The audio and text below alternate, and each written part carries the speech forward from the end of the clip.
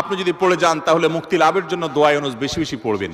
এর পাশাপাশি আরো দুটি আমলের কথা বলতে পারে, যেটা আমার জীবনে বহুবার আমল করে দেখেছি, আমি হাতে হাতে পেয়েছি আলহামদুলিল্লাহ। এক নম্বর হলো দোয়া ইউনুস, আরেকটা হলো ইস্তেগফার।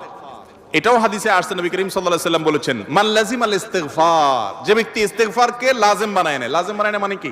মানে পড়তেই থাকে, থামে না। টয়লেটে গেছে তখন শুধু বন্ধ, খাচ্ছে তখন শুধু বন্ধ, ঘুমাচ্ছে তখন শুধু বন্ধ, আর সারাক্ষণ পড়তেই থাকে ইস্তেগফার। আস্তাগফিরুল্লাহ ওয়া আতুবু ইলাইহি, সাইয়্যিদুল ইস্তেগফার বা যে কোনো ইস্তেগফার, সবচেয়ে ছোট ইস্তেগফার আস্তাগফিরুল্লাহ আস্তাগফিরুল্লাহ। এটা যে পড়তেই থাকে, নবী করিম সাল্লাল্লাহু আলাইহি ওয়াসাল্লাম বলেছেন, তার যে কোনো বিপদ থেকে বের হওয়ার জন্য আল্লাহ তাআলা নিজে পথ দেখায় দেন। এমন ভাবে পথ দেখাবেন সে কল্পনাও করবে না। এবং জীবনে বহুবার আমি আমলটা করে দেখেছি, কঠিন কঠিন বিপদে আল্লাহ তাআলা কিভাবে উদ্ধার করেছেন আমি নিজে অবাক হয়ে গেছি, সারপ্রাইজড হয়ে গেছি। নাম্বার 3, দুরুদ। দুরুদের ক্ষেত্রে হাদিসে একই কথা বলা আছে।